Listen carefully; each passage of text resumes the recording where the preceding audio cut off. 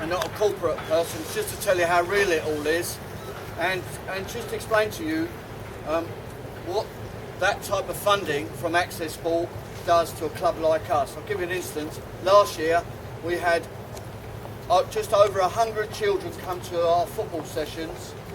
Half of those children have never participated in sport. Being in the shadows of all the companies that are here today, it is important to tell you what it's about. 40% of those children that came to us are ex-gang members, who 40% of those have never attended school in the last 3 years. So one, they're out of that system, and two, when they come to us, they have very little parental guidance.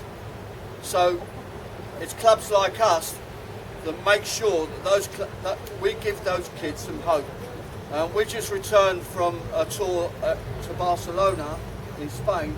We were the first amateur English side to win a European tournament. And when you see the collection of kids that I've got, you would never think that in a million years.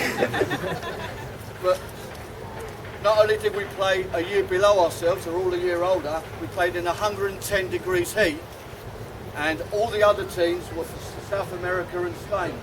And they were used to that heat, and we still won that trophy. So that spirit in that child gives you some indication of what it's about. If you give those kids just a little bit of hope, a little bit of mentoring to tell them how important education is and how to behave in a situation, they can achieve anything they want.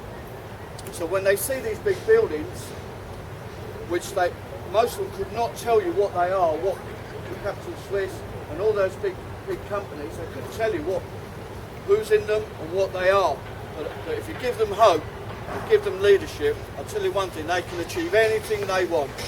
So when I tell you that 5 years ago we lost a child to a street gang fight, only a mile away from your offices, he got stabbed and he got killed for absolutely nothing, just because the two gangs didn't like each other.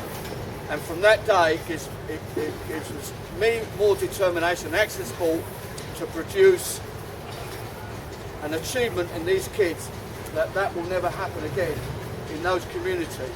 And we're working very hard. So I'd like to thank the All-Star team. As long as they can beat my time of 4 hours and 52 minutes, I'll be quite pleased. We have changed the rules. We have a speedboat to take us to Dover, time down. But really, my heart goes out to every single competitor, because I'll tell you what, to put my hands up, anybody who can do that has already achieved. Everybody thinking of doing it.